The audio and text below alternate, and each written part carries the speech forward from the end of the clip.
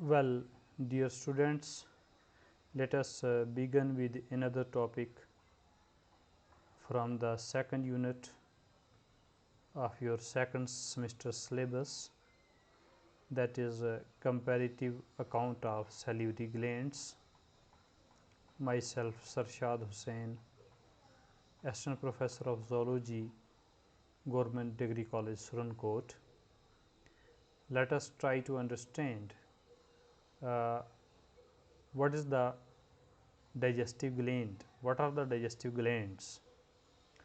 So, glands associated with digestive system which produces secretion for enzymatic and hydrolytic breakdown of complex ingredients of food are called digestive glands. The food you take inside your mouth is having very big larger molecules of food molecules. They cannot be absorbed directly into the body. They need to be broken down, and glands have enzymes in them, and glands have some other things in them, water in them, with the help of which this food can be broken down into smaller ingredients so that it can be absorbed in the body. There are different types of digestive glands. In your syllabi, you are having salivary gland, liver and pancreas, though you are having the gastric glands also and the intestinal glands also. Let us look at the salivary gland today. Vertebrates exhibit a great variety of glands opening into mouth cavity and often named according to their location. So, the glands that opens into the mouth cavity, or you have studied the oral cavity, they are the salivary glands. Salivary glands have different names depending upon their position where they are present. Say for example, if they are present near to the palate, this is the palate region of the mouth, they can be called palatine glands. If they are present on the lips, they are labial glands. If they are present uh, just below the ear of the pinna and behind the jaws or at the joint of the jaws, they are called the parotid glands. If they are present in the lower jaw below the tongue, they are submandibular glands, and if they are present just below the tongue in the lower jaw, they are called sublingual glands, and if they are present below the tongue, they are called the lingual glands. So, depending upon their location, they have different names. As a rule, oral glands are absent or very few in numbers in aquatic forms, whereas they have a good number and very complex structure in case of the terrestrial forms.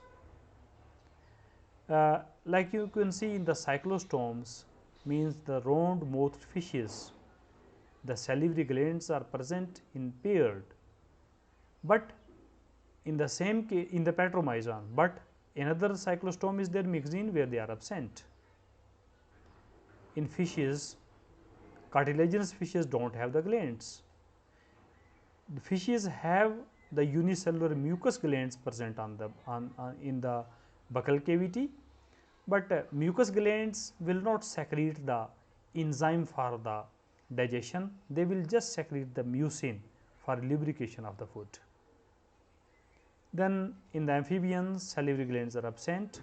However, glands may be present between the maxilla called the intermaxillary gland or between the nasal internasal position called the internasal glands. They just secrete sticky material into the oral cavity. In case of the reptiles, lingual gland lie under the tongue. In the Heloderma, the only poisonous lizards present in the world, which is present in the United States, these lingual glands, they secrete the toxin. Then in case of the other reptiles, they have the good number of mucus glands, but not the salivary glands, not having the enzyme. In case of the snakes, the venomous gland or the poisonous gland is basically the modification of the salivary gland. In case of the aves or the birds, you can see lot of mucous glands are present. So, mucous gland has a function to moisten the ingested food, so that it can be swallowed easily. Paired angular or unpaired sublingual glands are present in the pharynx regions of the birds, which secrete saliva, and the saliva has the amylase enzyme for the digestion of the carbohydrate. In case of the mammals, we shall take the example of the human being. In the mammals, 3 pairs of salivary glands are present, the parotid gland, then you are having the sublingual glands, then submandibular glands. The parotid gland is the largest gland. It lies on the side of the cheeks just below the ear. They are yellow in color.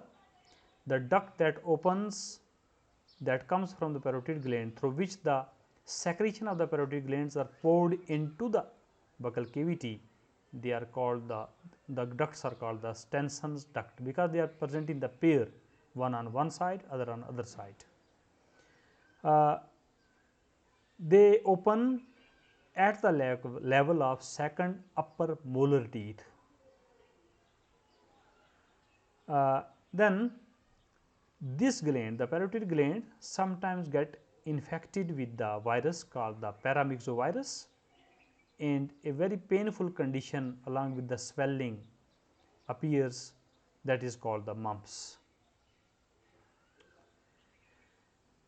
As far as the second gland are concerned, they are the submandibular glands. They are medium in size, because the smallest one is the sublingual gland, largest one is the parotid, and the submandibular are the medium in size. They are present at the angle of the mouth, you can see angle of the lower jaw.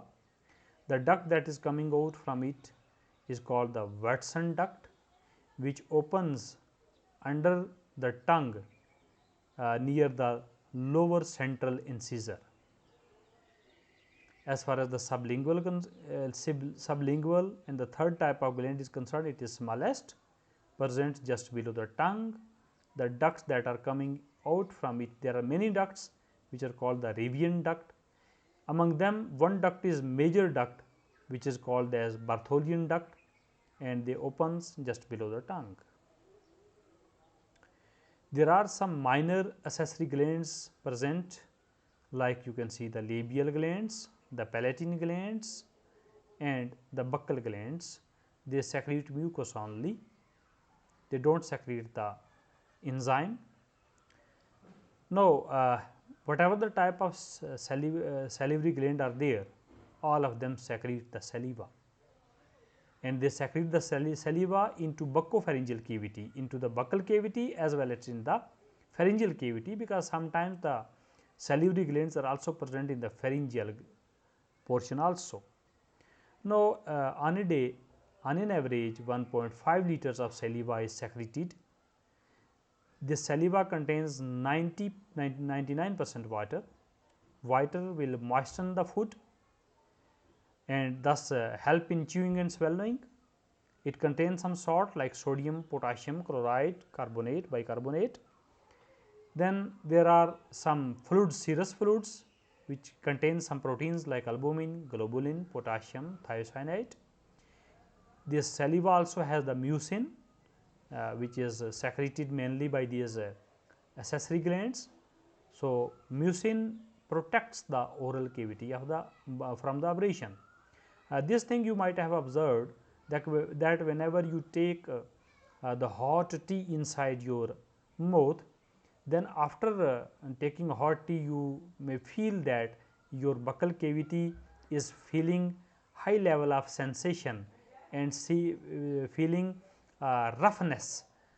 So, because the mucus lining of the oral cavity in the high temperature get washed away. So, until more mucin will be secreted and a layer will be deposited on the inner lining of the oral cavity, you will feel very rough type of surface of your oral cavity. Similarly, They also contain, saliva contain antimicrobial substance, because you know when you are taking food inside, there may be so many microbes that may not be beneficial for your health. So, these antimicrobial substance kill them. These substance includes lysozyme, lactoferrin, thiocyanate and immunoglobulin. And the major important thing that the enzymes always have is the ptyalin or the salivary amylase in case of the salivary glands, which helps in the digestion of the carbohydrate. The pH of the saliva is 6.7 to 6.8. So, it is alkaline in nature. Secretion of saliva is also called as salivation. So, you will feel that whenever you are smelling a food, you are sighting a food, or you just think of a delicious food, the saliva will come out into your mouth. So, it means its secretion is controlled by the sensation, and when you take food inside your mouth, again the saliva will come out. The enzyme which is called ptyalin or salivary amylase is absent in herbivorous animals, because they have the digestion of the carbohydrate, for the digestion of cellulose, for the digestion of major carbohydrates, they have separate bacteria present inside their rumen. In addition to this, these animals, because the herbivores take the food directly into the stomach, will not chew at first instance, they will just feed on and then they will regurgitate. So, they do not have the salivary amylase. Ptyalin hydrolyzes both glycogen and starch of the cooked and baked food. When it acts upon it, its pH is this, it converts the starch into maltose, isomaltose, limit dextrins. Now, when you chew a food into in your mouth for a prolonged period of time, it will mix the saliva well and will give sufficient time for the salivary amylase to act upon the starch and glycogen, thus converting into these saccharides. And because of this, when you chew a food for a longer time, then you feel that your food has become tasty. So, otherwise when you have taken at first instance into your mouth, the food was not tasty, but later on because the starch is converted into saccharides, so the food has become tasty now. About 30% of the carbohydrates are digested by salivary amylase. Saliva makes the food into bolus after mastication.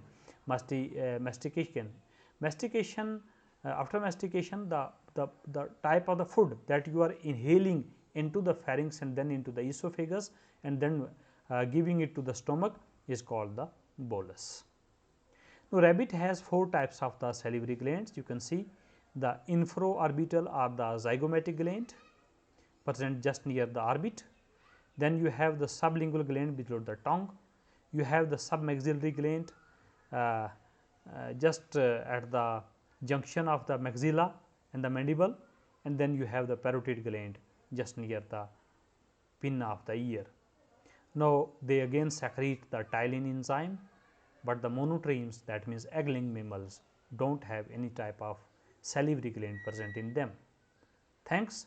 This is all about the various types of the salivary gland and the function of the salivary gland.